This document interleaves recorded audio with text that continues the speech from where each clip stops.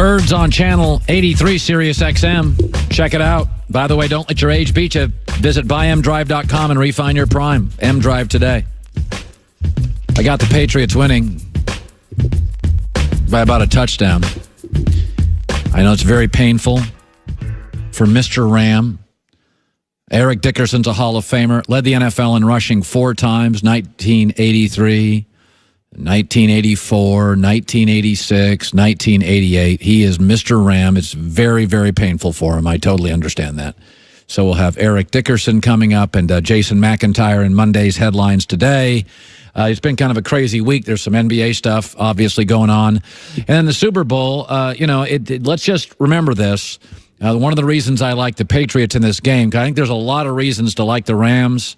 They have a great offensive line. They have a great defensive line. It's very formidable. Those kind of teams can, fight off Tom Brady, get to Tom Brady, keep him on the sidelines. But in the end, no Todd Gurley to me is it's just too much to overcome. And I also think this season will be the most impressive for New England if they win. They've been to 8, but this 9th season is really absolutely unbelievable. That they, Gronk and Brady went anti-Bill this offseason, lost free agency, Edelman suspended. They had the Alex Guerrero situation where he got too close to Brady and Belichick kicked him off the plane. And it does remind me to a large degree, it reminds me of the greatest band of all time, the Beatles. I've said this earlier, where they were the greatest musical dynasty ever. They were absolutely legends. They had their big 4, Ringo Starr, Paul McCartney, John Lennon, and George Harrison. They had their big 4. And the Patriots have Kraft, Brady, Belichick, and Gronk. But there was a time when, at the end of the dynasty, Yoko Ono got very close, his wife, with John Lennon and started teaching him about progressive health and progressive ideas. And similarly, Alex Guerrero got very close with Brady, teaching him about health and wellness and progressive thinking, and it did not play well. Belichick didn't like it and kicked him off the plane. But just about the time we were going to bail on the Beatles, and then we thought they were unraveling, and just about the time now, this year, we thought the Patriots were unraveling. Controversies, anti-Bill, Brady, Belichick, Alex Guerrero, Gronk's getting old, Amendola's taking shots at him. The Beatles came out with their greatest album ever at the very end, Abbey Road. And it's their iconic album cover, and we're just about to bury the New England Patriots. Kraft and Belichick and Gronk and Brady. Don't forget, we thought the Rams were going to be a dynasty. They ended that. We thought Peyton was going to be a dynasty. He won 1 Super Bowl in Indy. We thought Super Bowl was going to be a dynasty. New England ended that. We thought Pittsburgh, Big Ben got to a couple. That was going to be a dynasty. Why not? They can't get past New England. So just about the time you're going to bury, you always want to bury all these musical dynasties, and they release one more great album.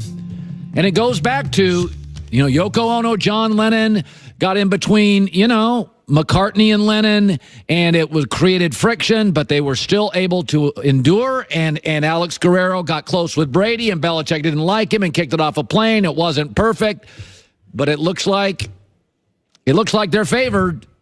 And I don't know what I'm getting from Todd Gurley. And it makes me think New England, in their 9th Super Bowl, is going to end up 6 wins, 3 losses, and all 3 losses really, really close. Here's Joy Taylor with the news. No. Turn on the news. This is the Herd Line News. So, Kyrie is changing his tune big time. Just a few months ago, he told fans at TD Garden that he was planning on re-signing with the team. Now, he was asked if he still intends on re-signing with the Celtics in free agency, and he said, "Ask me July 1st. At the end of the day, I'm going to do what's best for me and my career. I don't owe anybody bleep." Yeah. Oh, this week has been so fun. Yeah. It's amazing. And they don't, by the way, they don't owe him anything. No, they don't. They took a little bit of a risk getting Kyrie Irving.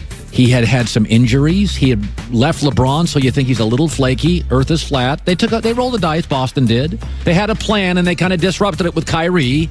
And this is part of the risk in the NBA. It's become it's always been a players' league, but as far as for fans, because I know this is becoming difficult for fans are joking if they can start a jersey trade-in program or something with these players, but the fact of the matter is this is the way it is now, and it's leaking over into the NFL as well. Yeah. And guys want to have control over their career, and you can't give guys a hard time for not winning championships and not having successful legacies, but then expect them to stay in the same place where they're not winning. Now, obviously, he's in a good situation with the Celtics, so you can't put that on him. I mean, he has Brad Stevens, and they have a good roster, but maybe he's just not happy there anymore, or maybe he wants to play with KD in New York. Yeah. So what the Knicks did yesterday was interesting. They sent Kristaps Porzingis to Dallas. NBA execs responded to this move with either suspicion or disbelief. And according to Sam Amick of The Athletic, quote, the Knicks have been widely known to be targeting Durant for so long now, and GM Scott Perry was part of the Supersonics front office team that drafted him. Some rival executives even reported that Knicks officials themselves have been expressing a very high level of optimism on this front. Now, people are pointing to the fact that Durant's agent is from New York. Obviously, it's New York City. There's New York media. It would be his own franchise. There's a lot going on here, but the Scott Perry thing to me is the biggest element in this because he did draft KD, who you're with at the very beginning of your career, and your rookie season has a long-standing effect on you, especially if you have a good relationship with that person. Yeah. Scott Perry has a good relationship with players.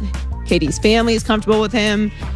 I don't know if I really see him leaving Golden State, but if there's one person that can convince him to go to New York, it would be that. And obviously, James Dolan has been a big factor in kind of the dysfunction in New York for a long time. I don't think he's going to leave the Warriors, but if he did, this would be the team he'd leave to. Fizdale's also very well liked as well. Yep. So could be Kyrie and KD there next year. So what do you do the night before a big day, Colin? Rest. Rest? Hydrate. That's what I do. I hydrate and rest. I'm going skiing tomorrow for a day. Gin martini? No.